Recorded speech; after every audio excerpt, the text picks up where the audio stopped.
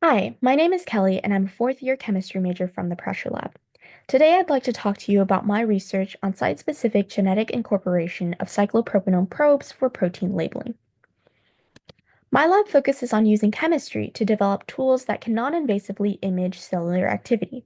This is a difficult task because biological systems are very intricate. There are a lot of things that are going on in a very small and crowded environment. So, rather than using traditional chemistry to study biological systems, we need to think about novel methods to track and visualize the presence, movement, and interactions of biomolecules. When you're using chemistry to learn about biological systems, your reaction vessel isn't the typical round bottom flask. It's actually the living system that you're trying to understand.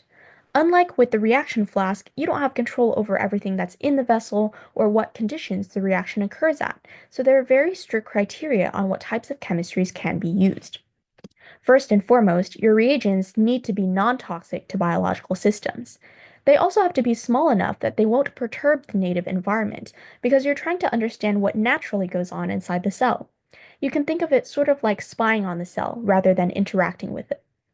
Thus, your reagents can't be reactive to all of the other molecules that are in the living cell, only to each other, and this has to happen at physiological temperatures and pH conditions.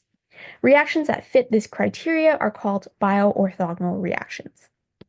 My lab has previously discovered a bioorthogonal reaction between two molecules, one called a cyclopropanone and another called a phosphine.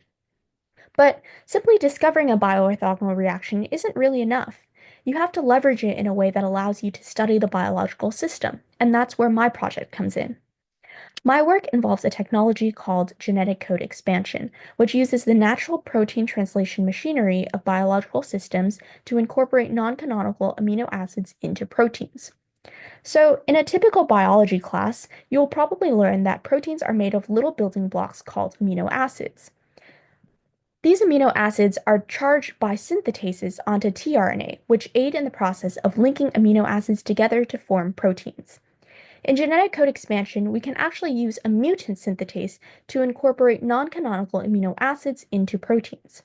This is really cool because it allows us to incorporate interesting chemical structures such as bioorthogonal reagents into proteins.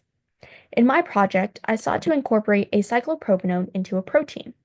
When the phosphine is administered as a chemical trigger, the incorporated cyclopropanone gives us a way to label the protein with a tag such as a fluorophore or biotin. With these tags, we can visualize or isolate specific proteins. This technique of genetically incorporating a cyclopropanone into a protein is therefore an innovative way for us to explore the role of proteins in biological systems.